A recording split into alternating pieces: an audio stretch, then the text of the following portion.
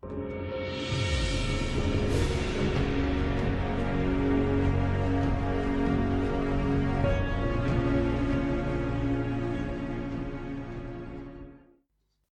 main lever of power the Saturn cult has over humanity is their control over the monetary system, allowing them to manipulate and influence all other levers of power.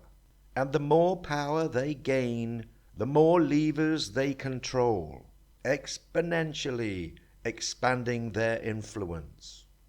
Drawing inspiration from Saturn's metaphysical characteristics, gaining power here upon the earth, they socially engineer society in line with their satanic characteristics of control, order, restrictions, frustrations, limitations, austerity, pessimism, hard work, and loss.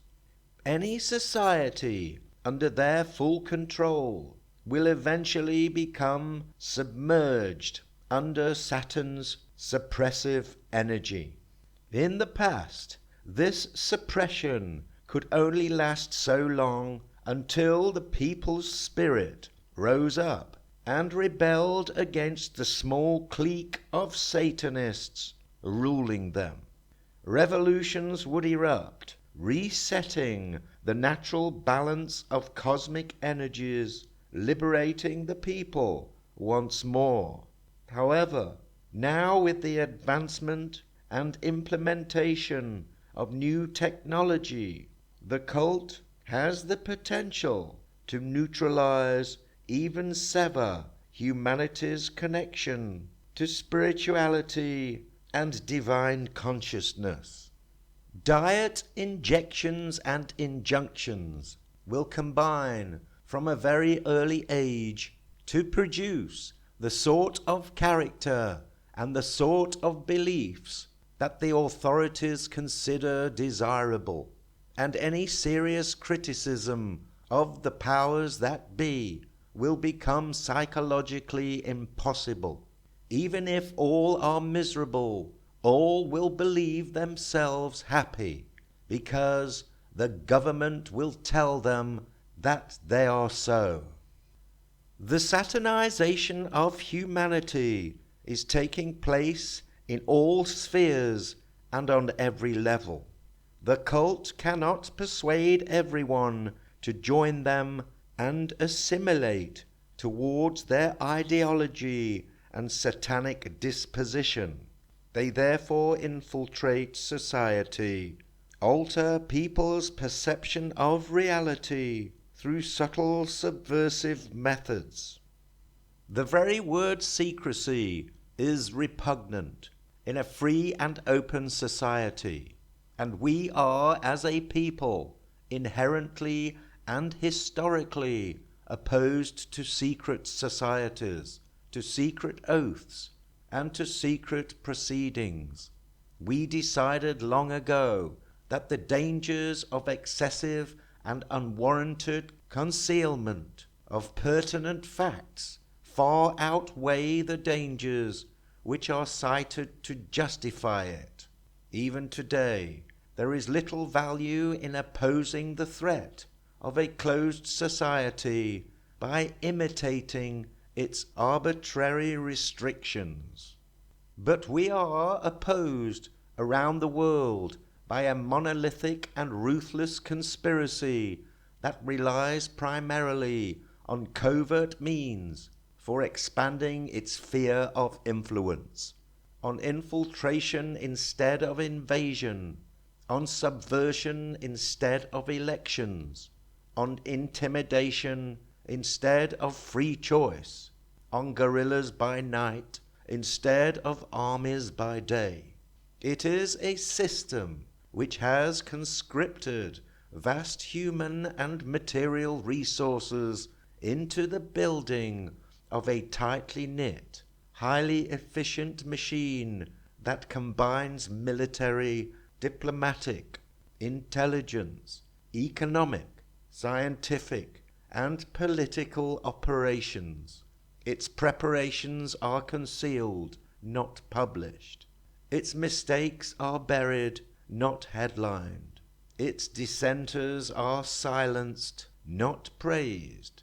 No secret is revealed. No expenditure is questioned. No rumor is printed. Education has become more Saturnized, no longer offering the student the skills to think independently and critically in order to attain knowledge and wisdom. The system is now orientated towards indoctrination with the academic hive mind of Marxism and left-wing ideologies taking precedence. The media has been Saturnized. You belong to your father, the devil, and you want to carry out your father's desires. He was a murderer from the beginning, not holding to the truth. There is no truth in him. When he lies, he speaks his native language, for he is a liar and the father of lies. The prefix of Medi refers to the middle, a place where the media are supposed to operate. However, a media under the control of the Saturn cult will serve and preserve the cult's expansionist aspirations. A once free and open debate has now become another arm or agent of propaganda for the cult. Saturnization of the music industry, once an expression of beauty and deep spiritual emotions, the Saturn cult's influence promotes degenerate material matters in a background of low vibrations designed to ground people towards satanic assimilation. The Saturnization of local authorities and councils. Under the cult's control, councils and local authorities impose Saturn's energies throughout the towns and districts they control, with more restrictions and less services, higher taxes, austerity and pessimism, together with hard work and longer hours. They will divide and rule strong cohesive communities with diversity and division, promoting their slogan, "Diversity is our strength," their strength, but nobody else's. They restrict freedoms, movement, and will ultimately turn the tables of history by maneuvering the people into ghettos, which they now call 15-minute cities. The Saturnization of the police. Under the control and influence of the Saturn cult, the police have moved away from their traditional role as constables, looking after common law and constitutional rights, towards their new role as policy enforcement officers, working for the interests of the cult and their corporations. The greatest threat to the cult's ambitions for total world control and domination are strong, independent, sovereign nations who do not rely on the cult's banks for their money supply, freeing their people from unnecessary tax burdens. They instead promote national pride, optimism, and strong high trust, cohesive communities. If other countries under the jackboot of the Saturn cult see how quickly a country can prosper and change once detached, these other countries may want to follow suit. However, the cult-controlled media will go out of its way to demonize any country which breaks free, labeling them as a threat to democracy. to prevent any future European or Western countries from rising up against the cult. They are frantically shipping in foreign personnel at an alarming rate to dilute the natural ethnic cultural heritage of each nation. Now at a tipping point, they can use the chaos they create to impose more satanic controls over all indigenous populations unaware of the overall agenda. Christian nations have traditionally been the cult's greatest threat because Christianity places the Christ of spirituality over the cross of materialism, and strong cohesive Christian nations, united, have the capacity to thrive once free from the shackles of their satanic overlords. Since Cromwell, who was financed by the cult's money masters in Amsterdam, took over England, allowing cult members to reoccupy England once again, all the monarchs after Charles I have been compromised, becoming subordinate to their new financiers operating behind the scenes. King Charles III openly promotes globalization at the expense of his own people. He is so compromised by the cult, his power is only what they give him. His new portrait reflects the energies he is aligned to and those he works for. The king and queens of nations traditionally were right-wing, conserving the traditions and heritage of a nation. However, extreme right-wing is ruled by a fascist dictator. This is equally as dangerous as the extreme radical left, both totalitarian in nature. The balancing scales of Libra, with an equal share of right and left, is a preferable safe zone within the political spectrum. Approximately 8 million children go missing each year throughout the world. Some of them return, but many don't. Some are abducted and used by the Saturn cult for perverted satanic rituals, either raped by influential perverts or politicians, or used by paedophile rings and grooming gangs. Some are used in satanic rituals, tortured to stimulate the production of adrenochrome in the blood before the cult members gather round to drink it. London, the eye of the Saturn cult's globalization and financial octopus, is now so ethnically diverse that the traditional white Brits who fought for king and country are a negligible small minority. The Saturn cult promoting the cross of materialism over the crescent of spirituality use extreme elements of Islam as a tool to divide and rule the Christian countries. Islam, a religion which aligns and promotes the energies of Venus and Saturn, are easily controlled at their top levels by Saturn cult members pretending to be devout Muslims.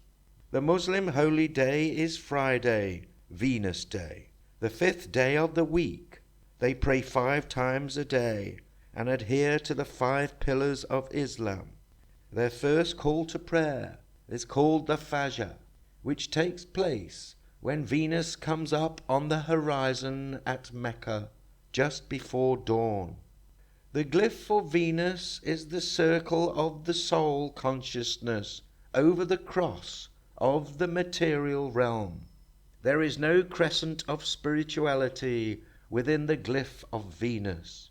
Therefore, it is easy for the Saturn cult to control and assimilate with the Muslims and work in unison to replace cultures and communities of Christians. This forced integration policy is part of the cult's business plan and strategy. Understanding astrological cycles, they are aware that as we enter the new age of Aquarius, ruled by Saturn, the whole age can be divided into another 12 mini-epochs of 180 years. As Aries is the first sign of the zodiac, ruled by Mars, Mars energy can be utilized to back up and propel the Saturn cult's overall agenda, like a cosmic clock or blueprint for their future business plan and policies. The glyph for Mars is a circle with an arrow, essentially representing the soul consciousness proactively moving in a specific direction. It is also the old Roman god of war and a symbol used to represent the males in society. It is therefore no coincidence to see millions of military-aged men on the move throughout Europe and the West during this time period of Saturn cult expansion. Once their communist globalization project has come to fruition, a system which many ethnic Europeans are convinced is a brave new world of equality, freedom and liberty. However, history tells us differently, and any country in the past which fell under the straitjacket of the hammer and sickle saw millions murdered. Unfortunately, once the whole world is under one system, no matter how utopian the ambitions and aspirations of its leaders, the Saturn cult will eventually maneuver its way into power. This is the real history of human civilization. Therefore, just as a ship has bulkheads to protect it from sinking if one bulkhead becomes compromised, the earth must be filled with a variety of independent, sovereign nations to keep humanity afloat, even if one or two nations become compromised. With strong, independent, sovereign nations, there is always somewhere to escape to if your country becomes Saturnized and falls. Each country can shine and compete on their own merits without the suppression and controls of a parasitic and malevolent Saturn cult feeding off them. And by shining on their own merits, each nation can cooperate together with the safeguards of balance, keeping the peace as they all evolve and progress together.